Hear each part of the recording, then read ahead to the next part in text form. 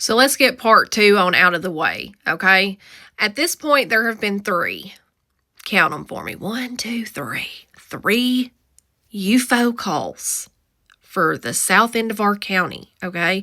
They're describing the same thing. It's colorful lights. It's sitting still.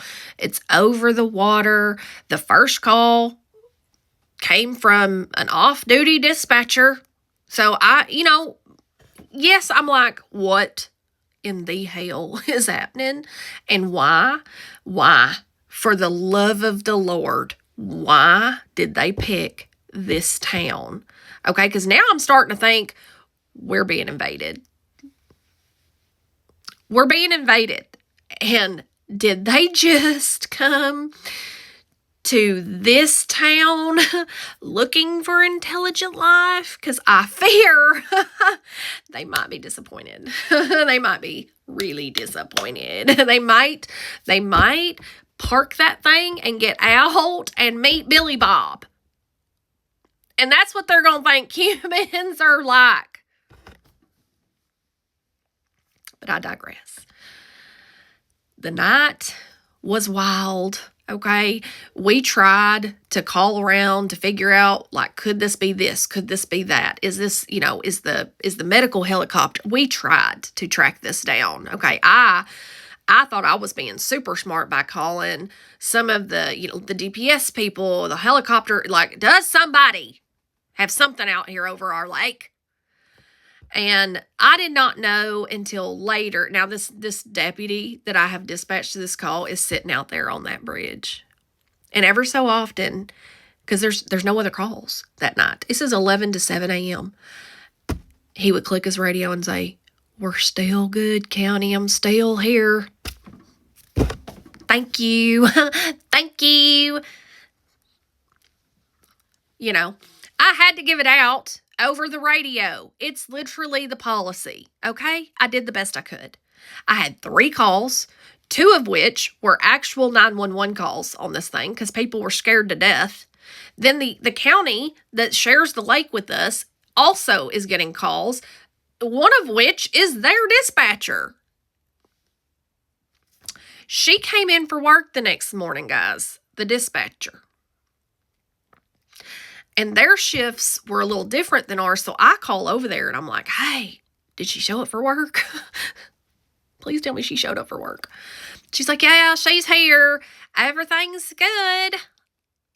Did it just disappear? What happened? Was everybody in your county drunk and mine drunk last night? What the hell? She's like, "We don't know, but her house was vibrating. She's telling us the story. And we believe her."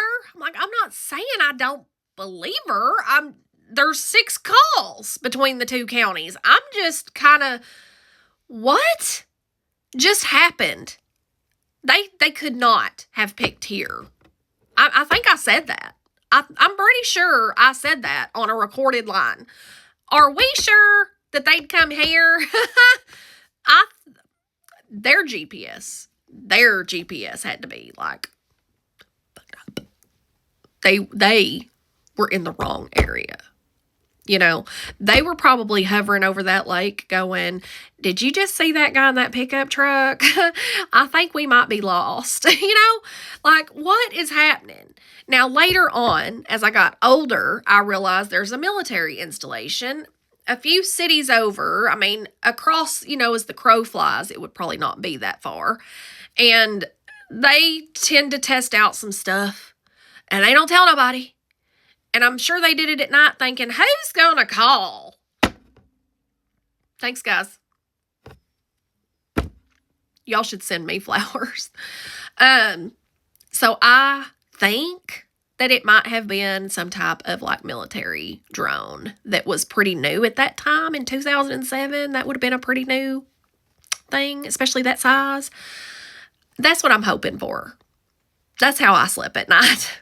That and just the all knowledge of they did not pick here. They were so lost. If that was a UFO, they were not where they were supposed to be. For sure. So 0 out of 10 stars for that call as well. That was my UFO call. And I did give it out over the radio. And I did get asked, by the way, by the local little news, do you want to comment? No. No. Phyllis, put the phone down. No.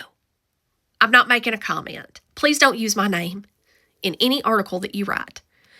As far as I know, they did not write an article. I've never looked, and I'm not gonna. Thank you so much for your attention.